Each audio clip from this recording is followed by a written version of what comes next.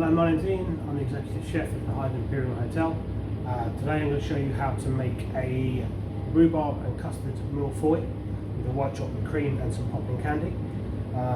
So the ingredients we've got laid out is some rhubarb, puff pastry, ingredients to make a creme pat, and then we're going to follow that up with knocking some cream through that, white chocolate cream, and we're going to dust the top with some ice and sugar as you'd normally expect. So first of all, we're going to start off with the rhubarb. Okay, so to poach the rhubarb, we're going to add some water into a saucepan with the sugar, and with the vanilla pod we're going to use half. Now if you haven't got a vanilla pod, vanilla essence is fine, probably just a half a teaspoon in there, you don't want to overpower it. If you have a vanilla pod, good, you get to see the seeds, adds a fresher flavour to it.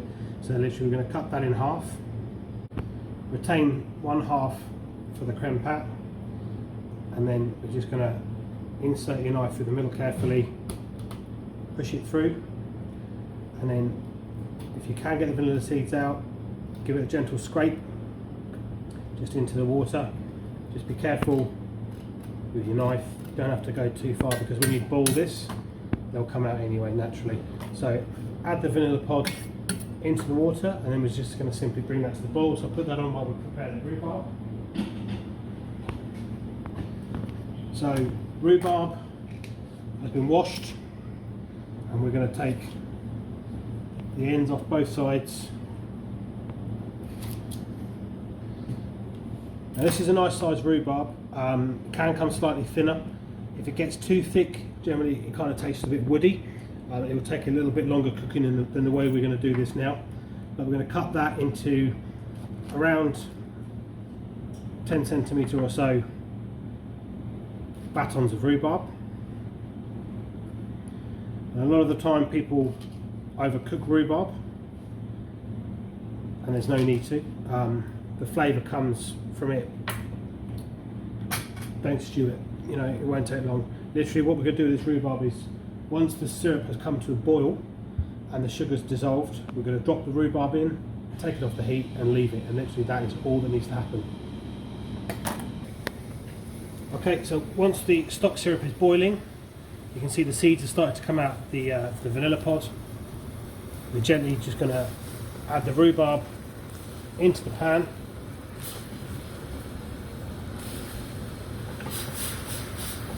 Take it off the heat, and that's it. Just leave that, let it cool down, and that'll be enough just to cook the rhubarb through. So once the rhubarb has cooled down in the syrup will take on a nice pink colour, and here you'll be able to see that the rhubarb is soft to the touch but not mushy. Okay, so you can leave that in the syrup. You can do this the day before, maybe just take it out of the syrup for a bit and let it drain slightly, but you can poach that off the day before and it will retain its shape, which is what we're looking for. Okay, so next up we're going to roll out the puff pastry. So we're not going to attempt to make puff pastry for this one. This is a shop bought puff pastry. You can get it pretty much anywhere nowadays. Again, lightly floured surface, touch on your pastry itself, a touch on the rolling pin, and we're looking to roll this out to about half a centimetre. That's probably the thickest. Anything thicker than that is probably going to be a little bit too much, but again, depending how comfortable you are with doing this, don't worry too much.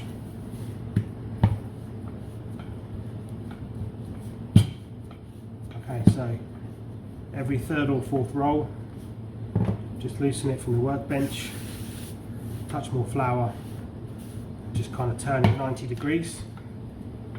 That way you should get an even roll on your puff pastry.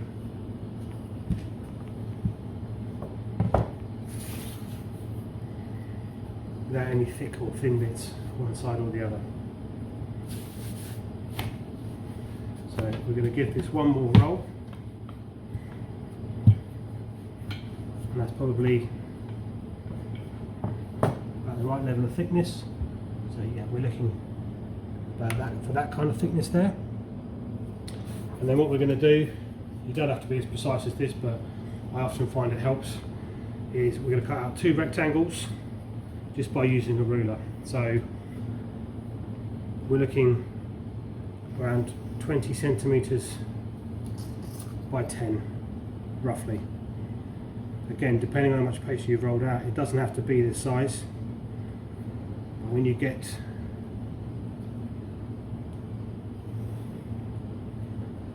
to the final stages, you'll see it's about the size that you want to make 3 layers of your mille feuille.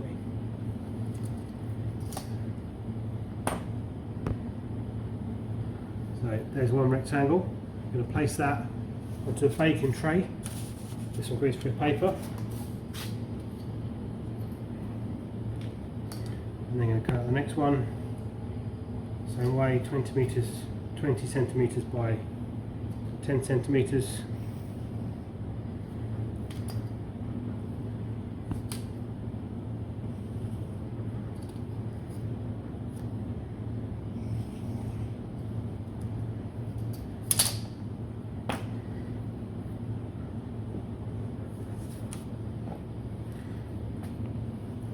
To one side, do something for that another time, and then simply with a fork what we're going to do is just start to prick your pastry from the edge, dipping it in flour from time to time because it will start to stick, and you're going to do both sheets all the way down. This will stop the pastry from rising, so you have a flat surface to work with.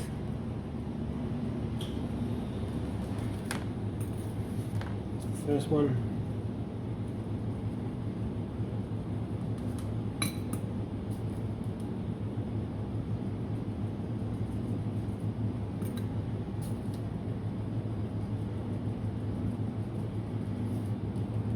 And then these are going to go into a preheated oven, about 180 degrees, for a good 15 to 20 minutes. So once they're laid out,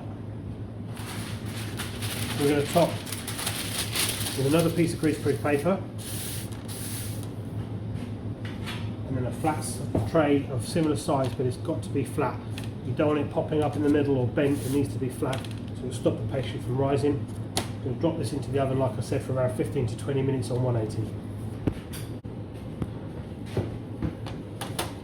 And the time has gone. I have checked these once or twice during the cooking process. But as you can see there, they've stayed flat. They're cooked through with a nice colour, but they've remained flat. So what we're going to do is we're going to leave these to let them cool down now. These took 20 minutes at 180. Again, depending on your oven, the size of the tray, set it for 15, you can always cook it for longer. Okay, next stage we are going to make the creme patisserie, and then we're going to knock some cream for that later on to make it the soft kind of creme diplomat you can see. So what we've got here is we've got milk in the pan, and to that we're going to add the other half of the vanilla pod. So again, we're going to split that down the middle like we did last time with the rhubarb. Then we're going to add that into the milk. We're going to put that on a gentle heat just to warm up. Oh, we don't want to bring that to boil too quickly. Next, we're going to separate the eggs. So we're going to put the whites into a spare bowl if you have one at home. What we're looking for is the yolks into the mixing bowl. You can keep the egg whites if you're going to make meringue or something like that. If you're not going to use them, it might be worth throwing them out instead of having them hanging around.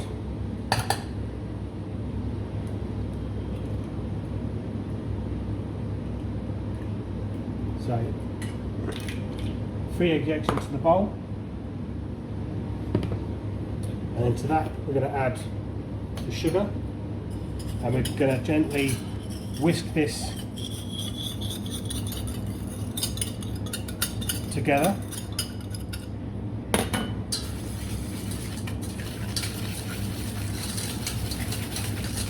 To form a slight paste.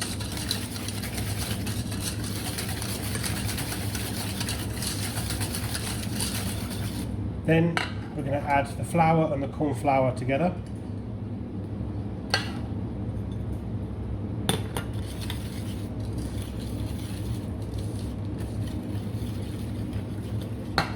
Just check the milk, just slightly to the point of the boil. So we'll just turn the heat down on that slightly. Mix this to a smooth paste. And then just to help it, a couple of tablespoons of cold milk, just to avoid having any lumps in there.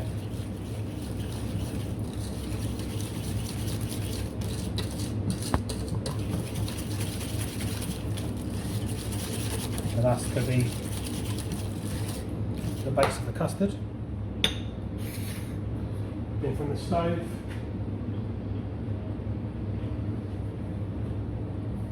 milk just short of the boil. We're going to add this slowly into the egg mix. So probably do it in 4 stages. If you add it too hot too quickly, you could end up scrambling the eggs. This way you raise the temperature of the eggs slowly.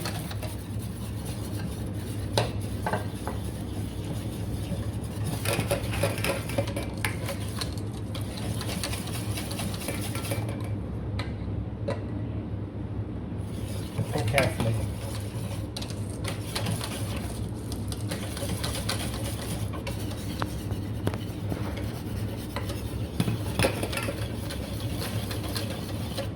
So in the bottom of the pan, we're going to remove the vanilla pod.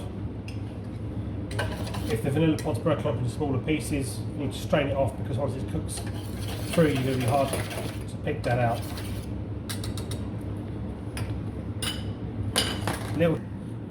Okay, so the vanilla's out of there, and a little trick of the trade here is, if you boiled your milk and the milk has started to catch on the bottom of the pan, if you boil it too quickly, the sugars in the milk will start to caramelise. If it looks a little bit burnt, put this into a clean pan. Don't return it to the same pan, otherwise it's going to likely to burn. This one hasn't, so if it's a clean pan, we're going to add that back in. And then taking a spatula, we're going to go cook this out on the stove.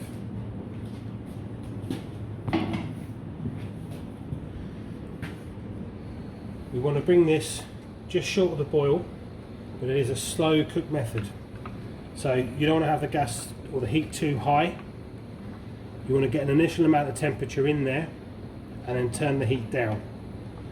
Otherwise it'll end up cooking and burning before you've managed to cook the flour out.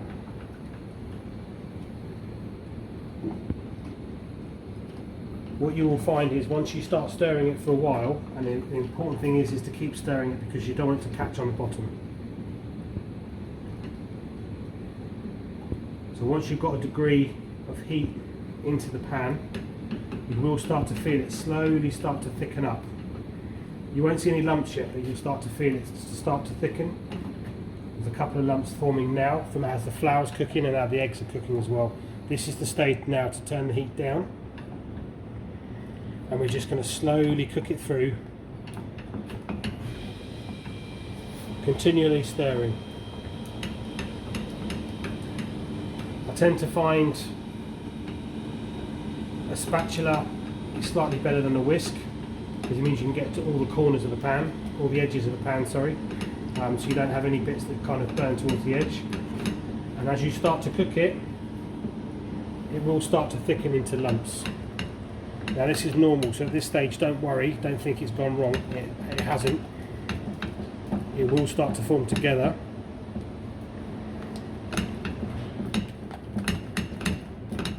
But it will go lumpy.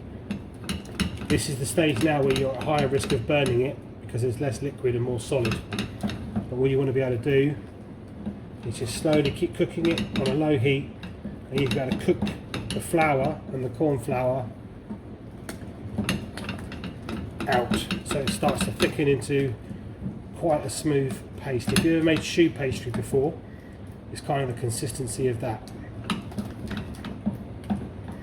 So again, low heat, keep the temperature as low as you can, and just keep stirring that for a good 2 to 3 minutes.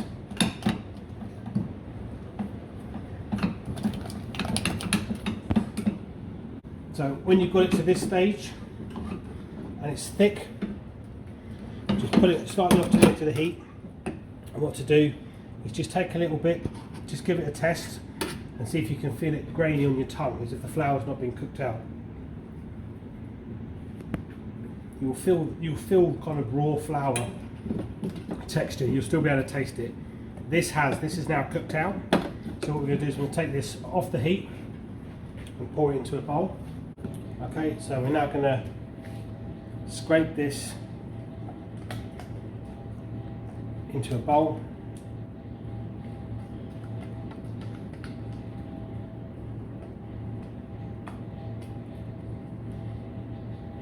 Get out everything that we can, and then to stop the skin from forming on top, if you take some cling film, push it down with the back of your hand just to make sure that it's touching the custard mix. Will stop the skin from forming. You can then drop that in the fridge until it's chilled. Okay, so when it's slightly cold, not fridge cold, but it's cooled down enough, so it's cool to the touch, we'll take it out of the fridge, and then we're going to transfer it into a mixing bowl.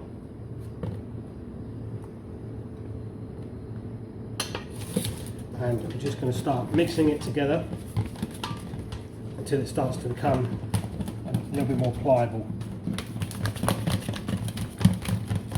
Just take that off my thumb.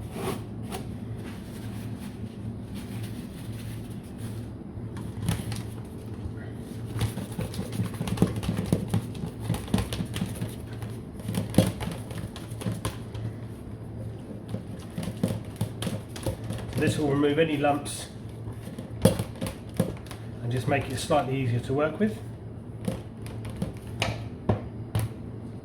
Next stage, we're going to take 200 ml of the double cream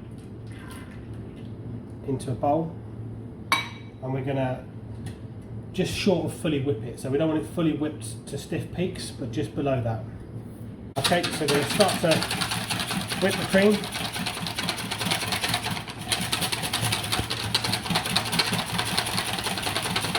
Until it gets to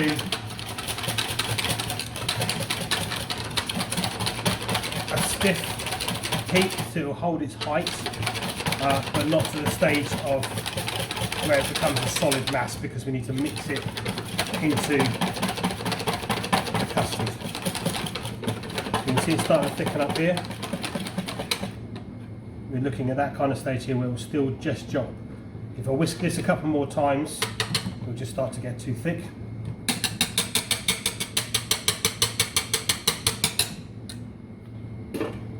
So we're now going to fold this in 2 stages into the custard. Important to fold it, not whisk it. If you start to whisk it, then you're just going to thicken the cream again even more.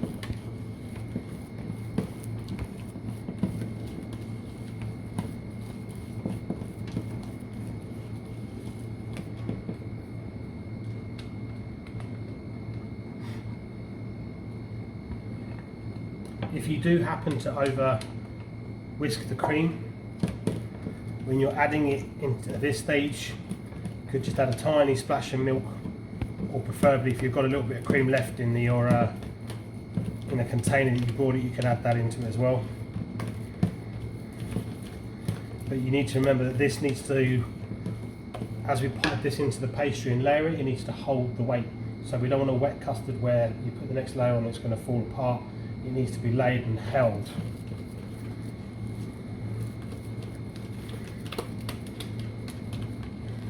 So that is now a lot softer than the original custard and a lot smoother. It will still be strong enough to hold the weight. Now, if you have a piping bag, you can transfer this into a piping bag, Alternatively, you can use a spoon, but for the purposes of this, I'll be putting it into a piping bag. Okay, next element is going to be the white chocolate cream. Very simple. You don't need any sugar to this as well, because white chocolate is sweet enough. You're just going to take the remaining 200 mils of the double cream,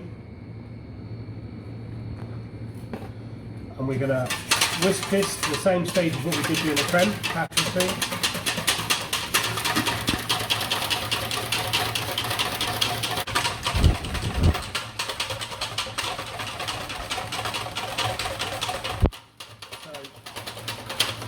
Looking for a soft whipped cream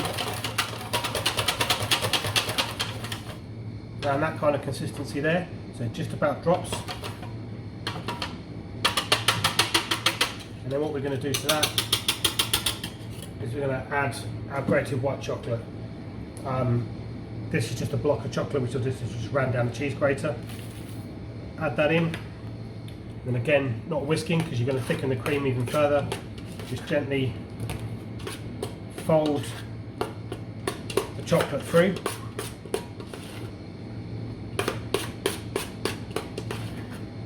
and that's it.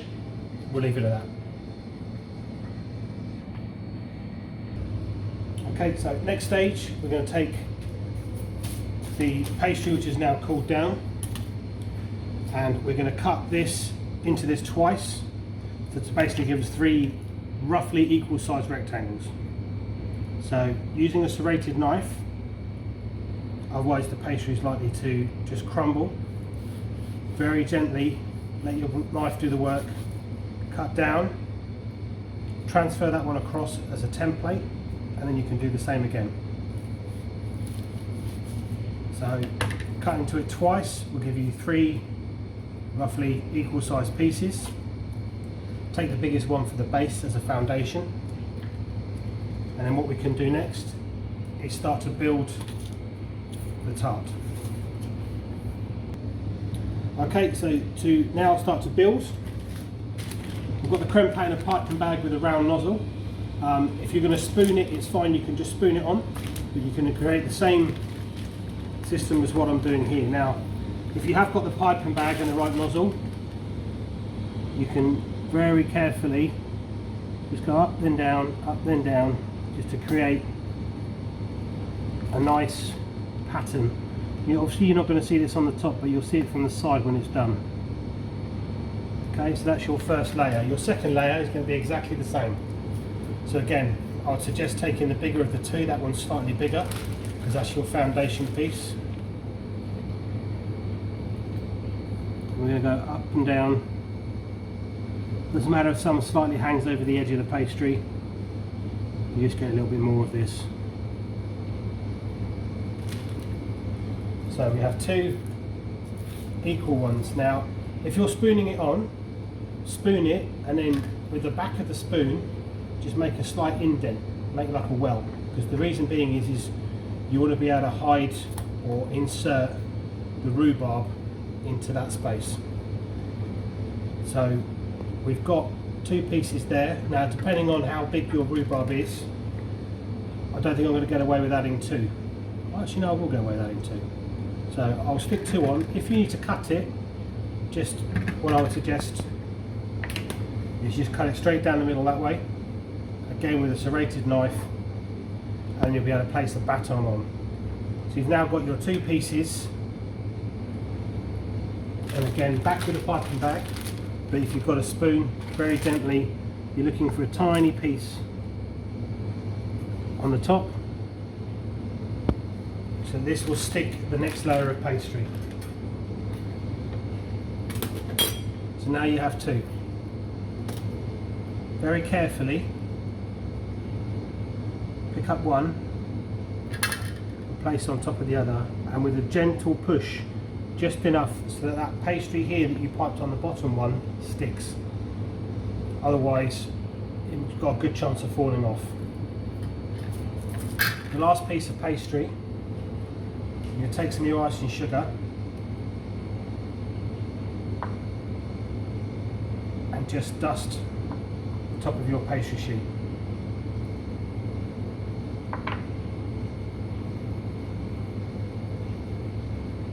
I'd suggest you do this at this stage so that you don't manhandle that as much as you need to, and then literally just very carefully place that one on top.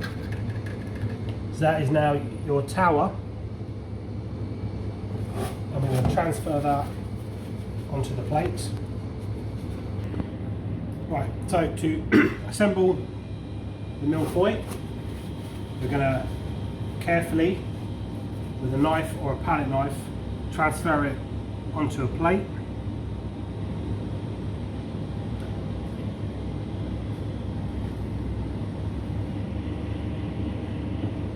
If you have any batons of rhubarb left, which you probably should do, you can put a couple of these down the side for a bit of garnish, and then a little bit of the stock syrup that you poached the rhubarb in, because it has a nice pink colour to it.